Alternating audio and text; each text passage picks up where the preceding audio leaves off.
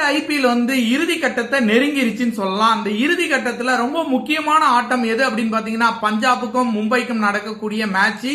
மும்பை 4வது இடத்துல இருக்கு, பஞ்சாப் 2வது இடத்துல இருக்கு. இந்த மேட்சை பஞ்சாப் ஜெயிச்சாங்கன்னா முதல் இடத்துக்கு போவாங்க. முதல் இடத்துக்கு போனா 2 வாய்ப்புகள் அவங்களுக்கு இருக்கு. அதே மாதிரி மும்பை ஜெயிச்சாலும் மும்பையும் முதல் இடத்துக்கு போறதுக்கான வாய்ப்புகள் இருக்கு. ஏன்னா அவங்க பாயிண்ட் டேபிள்ல வந்து பாத்தீங்க அப்படின்னா 2 ரேட்ல ரொம்ப ஸ்ட்ராங்கா இருக்காங்க. யார் வின் பண்றாங்களோ அவங்க பாயிண்ட் டேபிள்ல வந்து டாப் ஆஃப் தி டேபிள் போறதுக்கான வாய்ப்புகள் இருக்கு.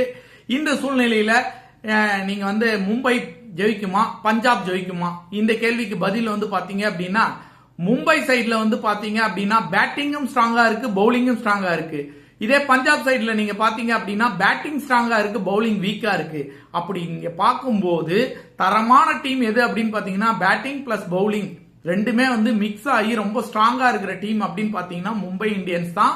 அந்த மும்பை இந்தியன்ஸ்ல ஒரு சில விஷயங்களும் இருக்கு. ஏன்னா அவங்களுக்கு வந்து பாத்தீங்கன்னா ஓப்பனிங் வந்து சரியா ஒரு சில மேட்ச் அமையாம போயிருது. அப்படி அமையாம போகும்போது மிடில் ஆர்டர்ல சூரியகுமார் யாதவும் திலக் வர்மாவும் உங்களுக்கு வந்து பண்ணி கொடுத்துட்டு இருக்காங்க. நம்ம வந்து அந்த லாஸ்ட் மேட்ச் பஞ்சாப் கூட நடக்கக்கூடிய நாளைக்கு மேட்ச்ல வந்து பாத்தீங்கன்னா அவங்க இன்னைக்கு நடக்கக்கூடிய இந்த மேட்ச்ல என்ன பண்ணுவாங்க அப்படிங்கறத யோசிச்சு பார்க்கணும். அப்படி ஏதாவது ஒரு தடுமாட்டம் வந்தா மும்பை இந்தியன்ஸ் தடுமாட்டத்துக்கு போவாங்க. ஆனா பவுலிங்ல வந்து அவங்க ஸ்ட்ராங்கா இருக்காங்க. அவங்க ஆவரேஜா வந்து ஒரு 180 190 அடிச்சா கூட உள்ள வந்துருவாங்க.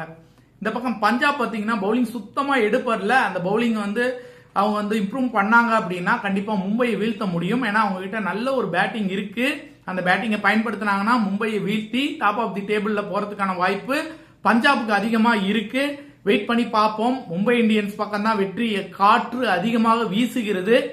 என்ன நடக்குங்கிறத வெயிட் பண்ணி பார்ப்போம்.